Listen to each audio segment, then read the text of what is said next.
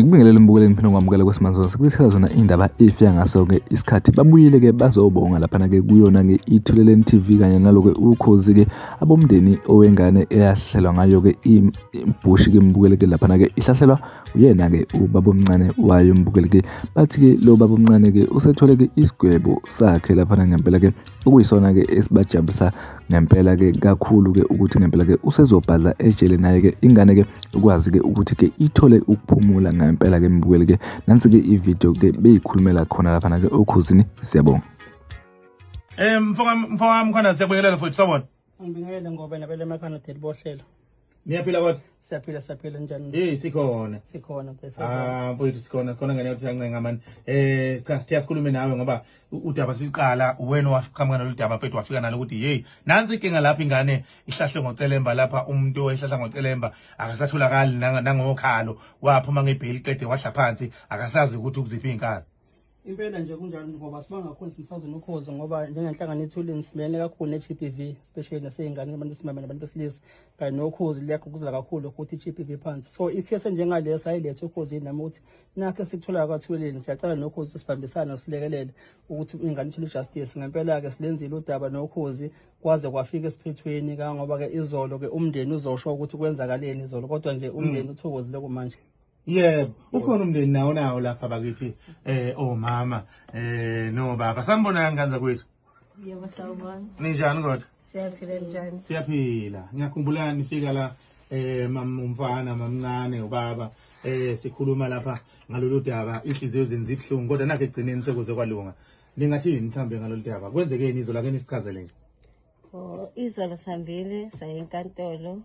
Kahle hle kwafanele sengolesihlanu mekufika ngolesihlanu kwahamba ugesi kanenkinga nabathiwa ke asibuye izolo kuzophuma isigwebo. Sahamba ke izolo kwagcina siphumile ke isigwebo. Wagwetshwa ke uMlisa. Madoda. So nina njengomndeni mhlambe ake ngizwe lapha kumama kunjani? Ngiyaphila. Siyaphila siyazi kwakunzima nokukhuluma ngaleli yalanga. Kodwa ke nabo ubulungisa obenzekile enganeni yakho manje uzizwa kanjani?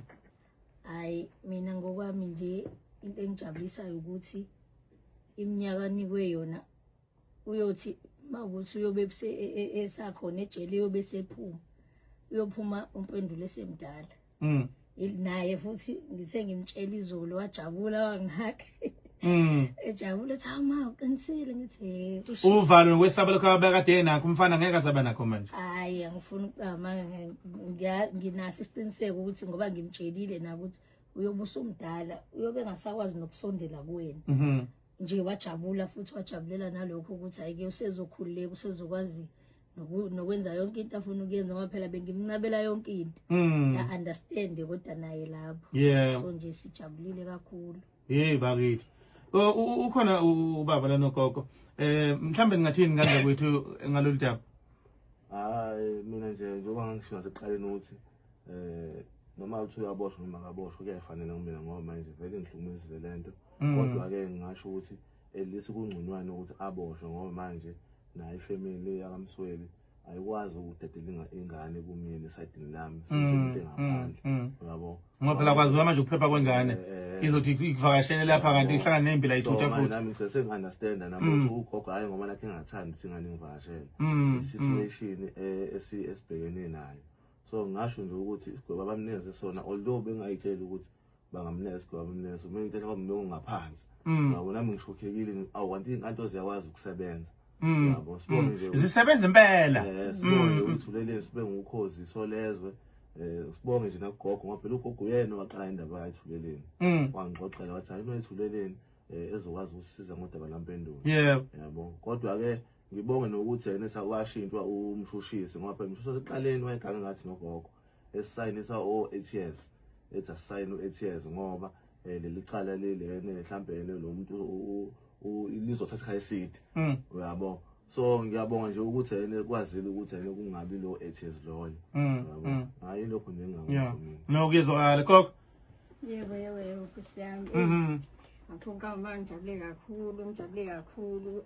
Umvuso wenyamazane. Siyabonga Bethuleleni, siyabonga kuKhozi FM. Inhliziyo yami yethabe kakhulu. Bethathola isigwebo sikaso. Benithi mhlawumbe nje noma bengatholi ngaphezulu keke. Kodwa nje senzokwazi nokulala ukuthonga ngoba. Awusesokulala especially enganeni. Umzukulu wami nje sekuzothi itsha. Athi noma ethi baba uyamcela nje ngithi ayihamba mpendulo. Kodwa ungahlali isikhathi eside. Sijabule kakhulu, siyajabula. Leminyaka ayigwetshiwe mingaki? Iminyaka ayigwetshiwe 25. Yebo.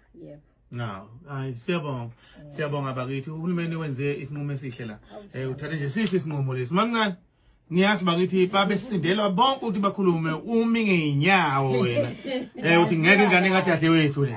Ungaziwa kahle iHigh Court nje yangazi ngisho ipresident yakhona iHigh Court yangazi ukuthi bese kufike lo mamkhulu ke sekufanele sikhiphe wonke amaphepha. Uyayibona ke indaba. Ngangibuza ukuthi kanjani. Kanjani? Hayi ngiyajabula dadewethu. Into oyenzayo ikhombisa ukuthi umndeni uyabumbana ngalendlela owenze ngayo ngoba ingane kadadewenu ngeyakho. Yebo. Angeke nje uvume ukuthi ihlala umuntu ngoba ingane yakho leyo mayizala udadewenu ligazi lakho noma bizala umfowenu yakho leyo ngane. Kunjalo. Siyabonga bakithi. Mfowethu. Ngoba angibonge nje kakhulu nogogo ke lo munye wakho umzukulu ngoba wayevakashela ugogo lo nomunye oza nomkhulu wakhe. Ingane yalahleka ikuyena ekhaya. Bakithi. Ngoba ubekhona naye basupporta umndeni kwasenkantolo nezulu bekhona gwethu. So ke nje nathi njengothuleli sikwaze ukuthi sibalekele umndeni ngoba ubunga understand imetha yecourt ukuthi kwenzakalani. Njengoba nje ubafu ndiyachaza ukuthi ukuze shintshe umshushisi besikhona sifaka incindezi practice besikhona enkantolo. Nomshushisi nje ngentaka ke owakithi kaMkhwanazi. Abadlali obangise nondongo uyabopha ngapha ubhuti usize ngapha uyashushisa so nje bakwazi le ukuthi basukumele udaba bebazi ukuthi sikhona sesilibhekile ethulini yabo ayike bamgweba ku25 years izolo. Siyabonga kakhulu Mkhwanazi mfowethu. Siyabonga kakhulu uqhubeke nje nokwenza umsebenzi omuhle njengethuleleni TV. Siyabonga.